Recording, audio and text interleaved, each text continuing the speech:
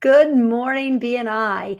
I am coming to you today to talk about something that's really important to you. And I know it is because most of us join BNI in the first place to get referrals. So I'm here today to talk to you about how to get more referrals. And there are a lot of things we get from BNI, but the truth is we're here because we're trying to grow our businesses and we need more referrals. So let's talk about how you get more referrals. There are 6 ways. There are 6 ways to get more referrals. I'm going to do them pretty quickly, but I want to really kind of dive in just a little bit to help you out. So first, you have to show up.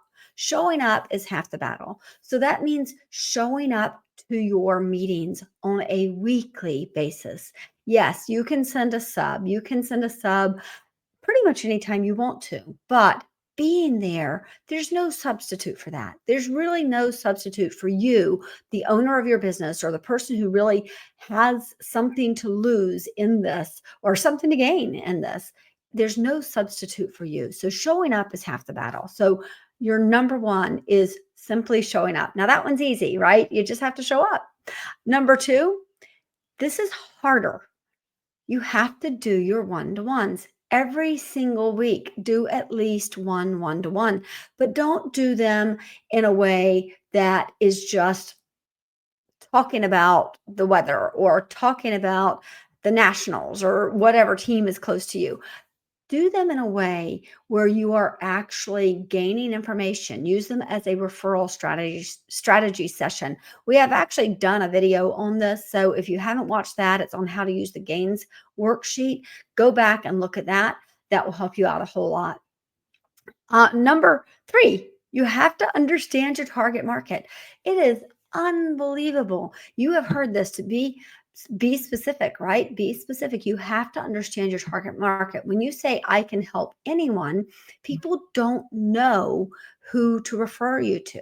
So if you understand your target market and you say, my target market is people who live in this particular neighborhood, or my target market is people between the ages of 45 and 60 who are getting ready to retire, or my target audience is moms whose children are still in elementary school. Whatever it is, be really specific about what your target market is. Once you do that, it makes it a lot easier for people to understand how to refer to you because you're giving them the person to look for in the first place.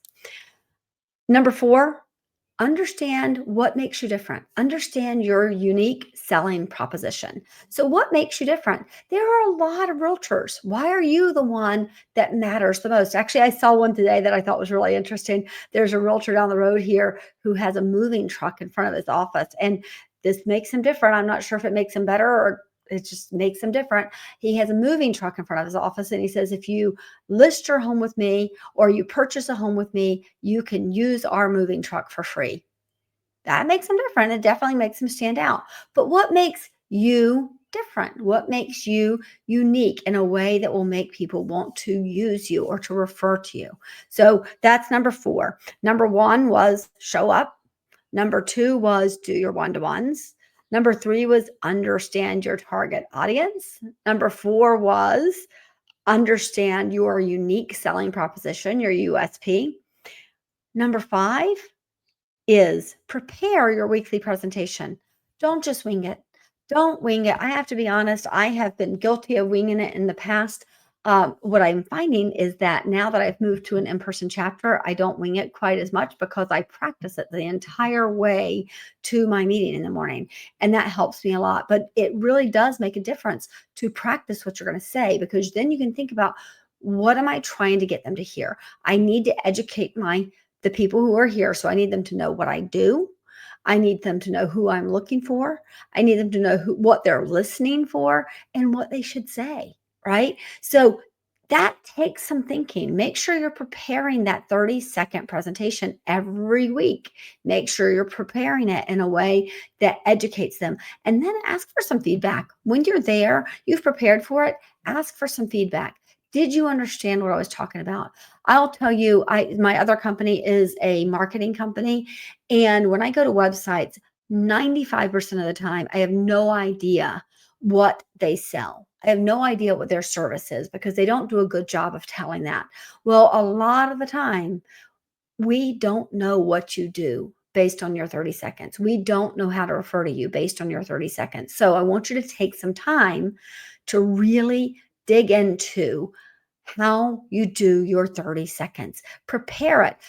I've created spreadsheets in the past where I know that every week I'm going to do a different one or one that I can choose from depending on the season. So whatever you do, prepare for your 30 seconds. And finally, and this is like the easiest and maybe the hardest at the same time, be the best at what you do. Be the best at what you do. And here's what I mean. There are people that I refer to and they're like, oh my gosh, you give me the best referrals. And I'll say to them, it's easy because you're so good at what you do that you're the only person I could possibly recommend for this. So be that person. Be the person that is so good they cannot help but refer to you. So go over on one more time. The first one, really, really easy. You just show up. The second one, do your one-to-ones and make them referral strategy sessions. Make them something when you're talking that you know, hey, I'm going to make an introduction. After I leave this, I'm going to be able to make an introduction for you. Number 3, understand your target audience. Understand your target audience. If you don't know who you're serving, the people who are looking for referrals do not know who to listen to, right? They do not know who they're trying to send to you. So make sure you understand your target market. Number 5, nope, sorry, number 4. Number 4, do understand your USP, understand your unique selling proposition. Number 5, prepare. Be like a Boy Scout. Prepare. Be prepared for your 30-second presentation because it can make all the difference. And I gave you a little bonus in there. Ask for feedback. Ask some people whether they understand what you're doing. You could also ask for feedback. Do your presentation in your one-to-one and ask them what they thought of it. So ask for feedback. And finally, be the best. Be so good. Be so good that they cannot help but to refer to you. All right, I am going to leave you today with this little bit of information.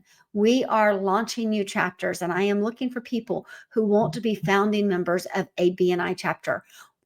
What makes a BNI chapter great is the people who are in it. What makes being a founding member of a BNI chapter great is you get to choose who is in the chapter with you. You get to choose what that foundation is because the foundation makes a huge difference in your chapter. So if you know someone who would like to be in charge, someone who likes to control things a little bit and has a kind of a big following out there, introduce them to me because I want to help them launch a chapter. We have several in the works right now. We have some in Montgomery County, Prince George's County, Charles. We may have one in Hagerstown, which is Washington County, and St. Mary's County. So we have a lot of chapters in the works right now. We're even working on one that is a Spanish-speaking chapter. So if you know anybody in this realm, please introduce them to me. I'm Ann Brennan. I'm with BNI Central Maryland, and I'm here to help you make the most of your BNI membership.